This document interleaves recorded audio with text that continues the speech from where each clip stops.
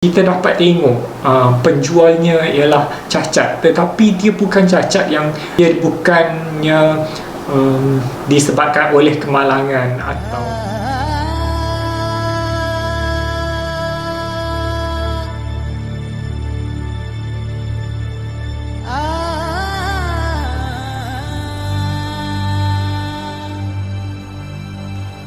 Assalamualaikum dan salam sejahtera semua. Hai semua, apa khabar semua? Welcome back to Mr. AA channel. Kali ini Mr. AA akan menyambung ataupun bercerita, berkongsi pengalaman sepanjang Mr. AA di Vietnam selepas Mr. AA pergi ke Cuci Tenau, iaitu tempat peperangan yang sebelum ini saya cerita, di mana memang sangat menarik lah, di mana kita dapat merasai sendiri macam mana keadaan peperangan waktu zaman dahulu di Vietnam. Okey, sebelum itu bercakap mengenai Ho Chi Minh City, siapa yang agak confused dengan nama Ho Chi Minh City?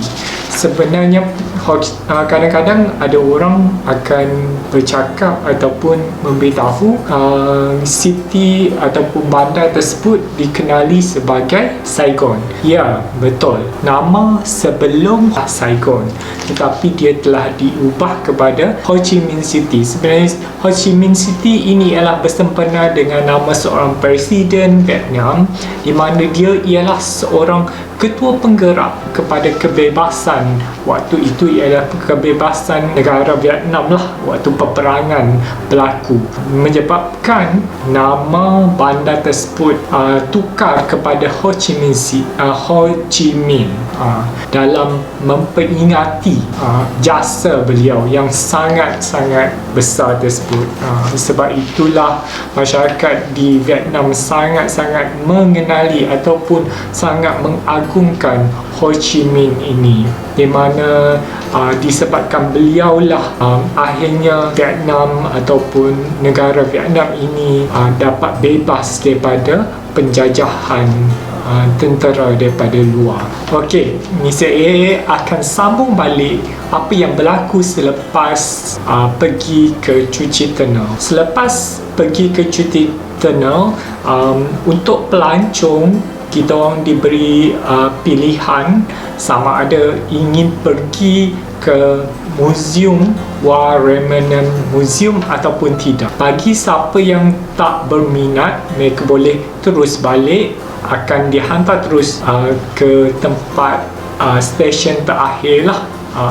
Tetapi bagi pelancong yang berminat ingin pergi ke destinasi kedua, dia boleh singgah di muzium tersebut, tetapi terpulang pada masing-masing, selepas tu boleh balik ke tempat masing-masing. Sebab kawasan tersebut sebenarnya memang kawasan area tengah-tengah bandar Ho Chi Minh City juga sebenarnya. Jadi pelancong siapa yang ingin mengikuti untuk tempat yang kedua, dia tak perlu lagi menunggu ataupun menggunakan bas yang sama untuk balik, sebab dia boleh menapak saja untuk berjalan kaki balik ke hostel ataupun tempat kediaman masing-masing, sebab dia dalam area Ho Chi Minh tersebut sendiri.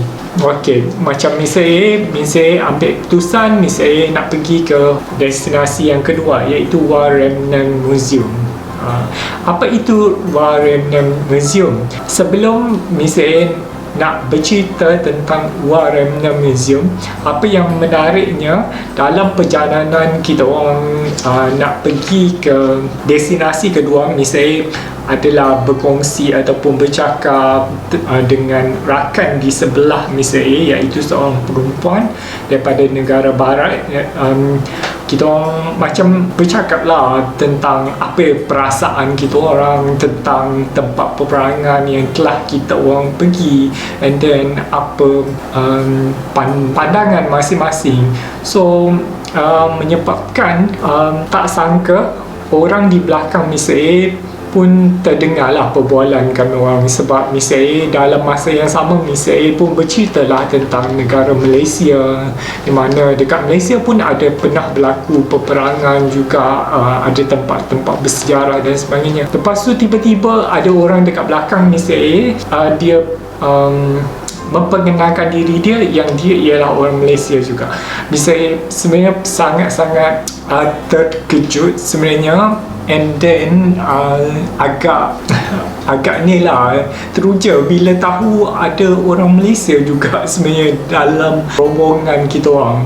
Ingatkan hanya Mr. A seorang saja orang Malaysia yang pergi untuk pergi ke tempat-tempat bersejarah tersebut. So itulah ceritanya. And then bila dia dah perkenalkan, and then kita orang pun berbual panjang, and then dia pun ikut sekali pergi ke War Remnant Museum, stop by di satu tempat, and then masuk ke dalam War Remnant Museum. Tiket bayar sendiri. Tetapi tiket taklah mahal sangat yang dikenakan, tapi memang agak murah lah, lebih mudah untuk kita untuk masuk ke dalam muzium tersebut. Pada awalnya Mr. A berpendapat yang sebelum Mr. A masuk ke dalam muzium tersebut, mungkin Mr. A tak terfikir pun akan rasa interesting ataupun rasa best, seronok dan sebagainya. Bagi Mr. A, siapa-siapa yang belum pernah pergi ke War Remnant Museum, Mr. A galakkan sekali untuk rakan-rakan di luar sana, siapa yang pergi ke Ho Chi Minh City boleh berjalan kaki ataupun menapak saja, tak jauh saja daripada area Istana Merdeka, kalau tak silap, iaitu kawasan istana, satu istana, and then seberang dia ialah War Remnant Museum. Okey, War Remnant Museum, apa yang menarik tentang War Remnant Museum? War Remnant Museum ni sebenarnya dia ialah satu museum yang menempatkan tentang sejarah-sejarah ataupun cerita-cerita sejarah disimpan di dalam War Remnant Museum ini, di mana dia macam kalau kita lebih mudah ialah macam satu tempat arkib lah, untuk mereka simpan barang-barang tentang sejarah-sejarah kisah peperangan sebelum ini, untuk dijadikan sebagai kenangan yang abadi.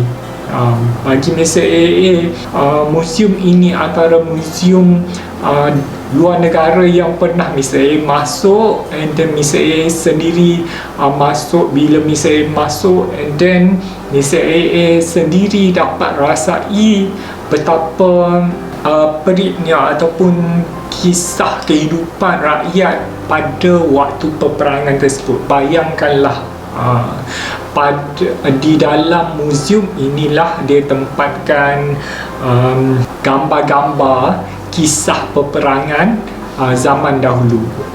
Untuk pengetahuan semua, peperangan di Vietnam antara peperangan yang sangat-sangat sadis lah kiranya di Asia Tenggara, di mana dia ialah kalau tak silap misalnya nama peperangannya pernah menjadi tular di seluruh dunia, di mana kawasan Vietnam ni telah diletupkan oleh pihak penjajah dengan satu bom, iaitu bom oren, untuk memusnahkan ataupun memusnahkan kawasan sekitar di Vietnam tersebut. Ia bukan setakat melumpuhkan kawasan sekitar, dia bukan setakat macam orang kena bom and then habis cerita, tetapi ia sebenarnya memberi kesan yang sangat-sangat berpanjangan. Dia hampir sama juga dengan macam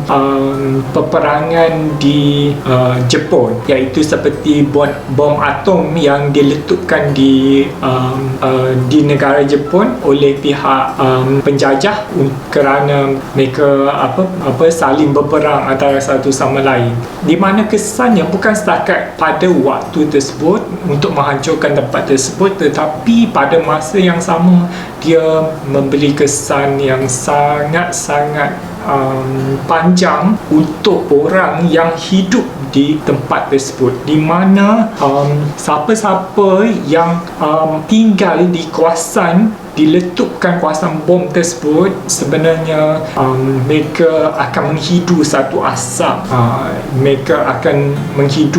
asap, di mana dia akan merosakkan saraf ataupun masuk ke dalam sistem badan, and then siapa yang mengandung dan sebagainya, anak yang mereka kandung tersebut akan menjadi cacat. Itu yang menyebabkan Mr. A rasa sangat-sangat agak pilu lah, sangat sedih, menyebabkan Mr. A rasa nasib baik ia tidak berlaku di negara kita.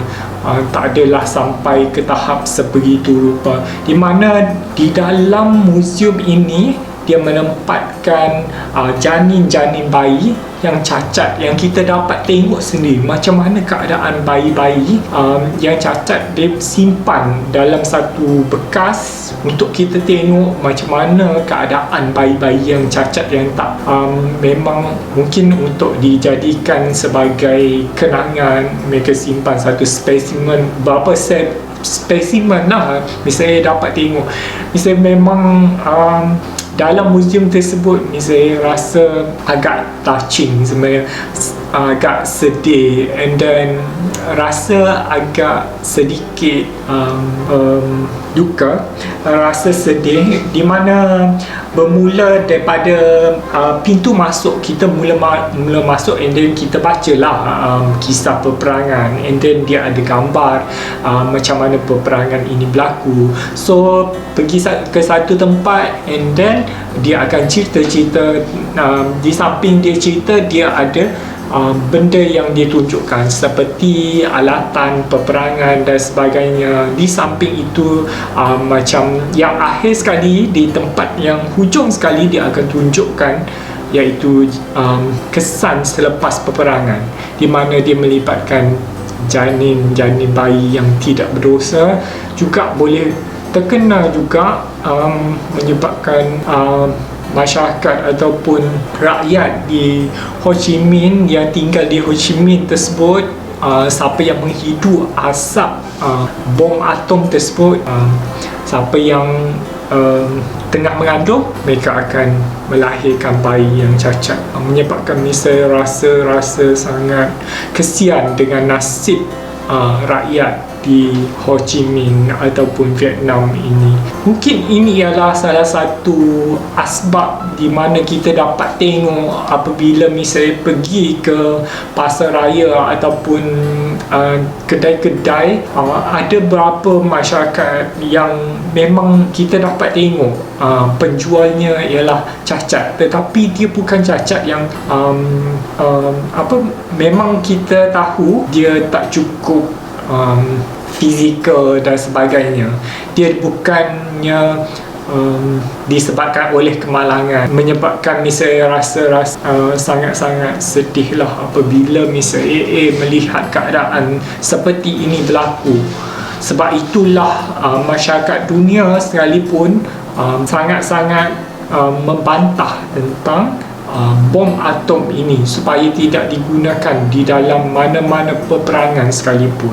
Okey, di samping itu juga Mr. AA ada melihat di dalam kawasan muzium ini ada ditempatkan alatan-alatan peperangan. Ini biasa alatan peperangan macam senjata peperangan, kereta kebal, kapal terbang. Ditempatkan alatan sebahagian daripada alatan peperangan lah waktu peperangan tersebut untuk tatapan pengunjung di muzium tersebut. Rasa teruja and then rasa seronok apabila kita dapat mengetahui tentang sejarah. Di samping itu Mr. AA memang sebenarnya pada diri Mr. AA menyebabkan Mr. AA rasa sangat-sangat bersyukur lah apa yang berlaku pada diri Mr. AA sendiri, and then Mr. AA rasa sangat-sangat kasihan terhadap rakyat Ho Chi Minh. Kenapa mereka berjuang sepenuh ataupun hampir macam berjuang bermati-matian untuk mempertahankan kedaulatan tempat mereka sendiri, di mana mereka cuba untuk mempertahankan kawasan mereka daripada dijajah oleh orang asing. Benda inilah yang kita perlu tanamkan dalam diri masyarakat ataupun rakyat kita supaya lebih bersyukur dengan negara kita. Semoga negara kita dijauhi daripada ancaman ataupun peperangan yang tidak sepatutnya. Okey, rasanya itu saja untuk kali ini. Siapa yang ingin pergi ke Ho Chi Minh City, Mr. AA galakkan, cadangkan boleh pergi ke muzium tersebut untuk melihat sendiri macam mana keadaan. Mungkin korang boleh rasai macam mana keadaan tersebut.